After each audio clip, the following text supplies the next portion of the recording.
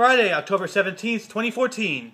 Having created what you see before you, which is a palm-sized model of a 3D printed mud hut at a science fair in Rome just weeks ago, Italian-based company World's Advanced Saving Project, or WASP, is currently making life-size versions of these in countries where common building materials are scarce. All you need is a machine, some dirt and water, which can be found pretty much anywhere if you look hard enough, and boom! You have a mud hut made of consummate triangular blocks up to 6 meters high. Coca-Cola, one of the many products infused with GMOs and other addictive substances, is believed to be the cause of a camel's murderous rampage. 60-year-old U.S. citizen Richard Maliski, a co-owner of the Tula Monkey Sanctuary Wildlife Park in Yucatan, southern Mexico, had been giving a cup of the popular soda to the park's only camel on a daily basis for a long time. Well, on Monday, he didn't give the camel its daily dose of U.S. industry sludge, and the animal went crazy and proceeded to kick and bite Richard until he was incapacitated. Then it sat on him, sealing his fate and killing the man. This just goes to show you that our processed junk here in the US is just as if not more addictive than things we've been focusing on. Perhaps the truth campaign should have shifted sights. I mean, come on, an animal used as a mascot for cigarettes kills a man for a soda? For being one of the most intelligent countries in the world, Japan really is stupid. Being the only country where 2 atomic bombs were set off in anger ending World War II and where the modern-day Chernobyl resides, these intelligent morons wish to tempt fate even more. Planning on setting up not 1 but 2 nuclear reactors within the vicinity of an active volcanic zone, it seems Japan, for being such a small sliver of land, really wants to turn its country into a real-life version of the popular Fallout game series. But hey, the signs were given. It's almost a law that in every anime there has to be explosions reminiscent of the atomic variety. And how could their dreams of hentai tentacle rape come true if they don't irradiate their entire country?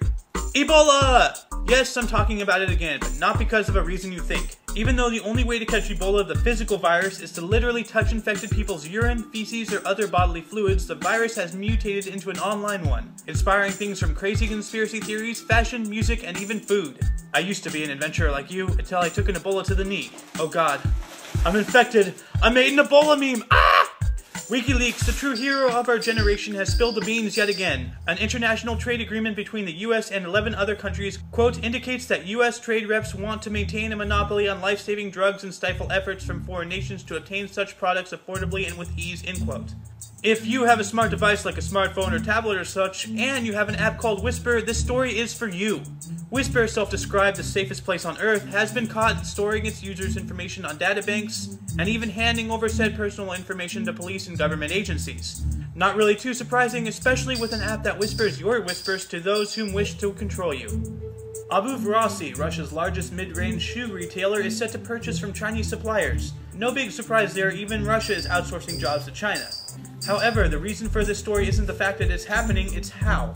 Russia is using their currency, not China's, thus stimulating both countries' currencies even quicker. You see, Russia and China have things called morals, an aspect which was thrown to the wind in the US long ago. By assisting each other rather than being selfish like us, they are in a way ganging up against the bully on the block, the United States, and knocking us down to where we belong, beneath them. We take our freedoms and liberties for granted and don't truly understand how far we as a country have sunk until we are under the red boot. Oh, Italians, always finding a way with their language to make things sound better than they actually are. I should know, I have an Italian friend who somehow bosses me around and I obey. But anyway, the whole homosexual welcome wagon into the Catholic faith, now officially translated from the source, is not as welcome as we once thought earlier this week. Whereas the initial translation welcomed homosexuals with open arms in, quote, precious support, end quote, the actual translation only speaks of, quote, fellowship and precious support, end quote. Though not as welcoming, it's still a step in the correct direction for the still backwards thinking religion. Today from the past.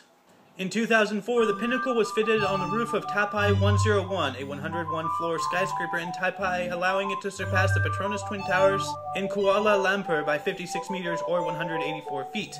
This made it the world's tallest high-rise. In 2001, Israeli tourism minister Rehavam Ze'evi became the first Israeli minister to be assassinated in a terrorist attack. In 1992, having gone to the wrong house for a Halloween party, Japanese exchange student Yoshihiro Hattori was shot and killed by the homeowner in Baton Rouge, Louisiana. In 1979, the Department of Education Organization Act was signed into law, creating the U.S. Department of Education and U.S. Department of Health and Human Services. In 1956, the first commercial nuclear power station was officially opened by Queen Elizabeth II in Sellafield, Cumbria, England. In 1933, Albert Einstein fled Nazi Germany and moved to the United States. In 1931, Al Capone was convicted of income tax evasion. And in 539 BC, Cyrus the Great marched into the city of Babylon, releasing the Jews from a near 70-year exile. He then allowed them to return to Yehud Medinata and to rebuild the temple in Jerusalem. Births: Muhammad Hafiz, 1980. Eminem, 1972. Mike Judge, 1962. I tell you what. Geek News. Hey Markiplier, as if the request my friends and I sent you about Loadout wasn't enough, here's another game for your vast collection. From the creators of Surgeon Simulator, they bring us I Am Bread.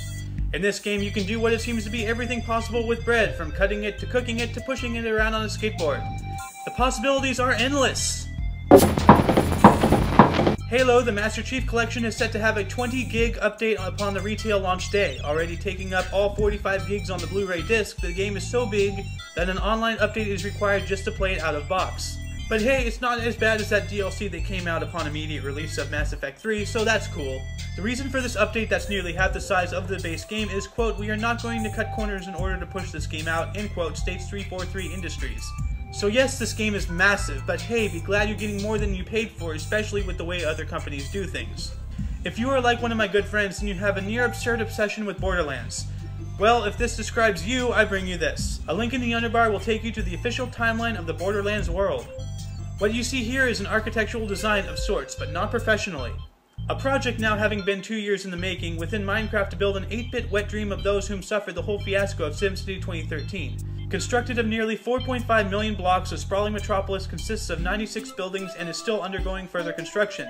The city has been downloaded over 50,000 times for PC and Xbox combined. Click anywhere in the screen to be taken to the original video and for download links. And speaking of Minecraft, a movie is in the works, still years away from release, and with people like me not fully grasping how one can make an official movie of the blocky world, it does have a set director, Sean Levy, the man who Warner Brothers had helped them make the Night at the Museum films. And that is it for the show today. Links to everything I've talked about, as well as more information on those stories, are in the underbar, as well as a story I think you should check out. Don't forget to look right and left at every intersection and rate 5 thumbs and subscribe. You will see me on Monday.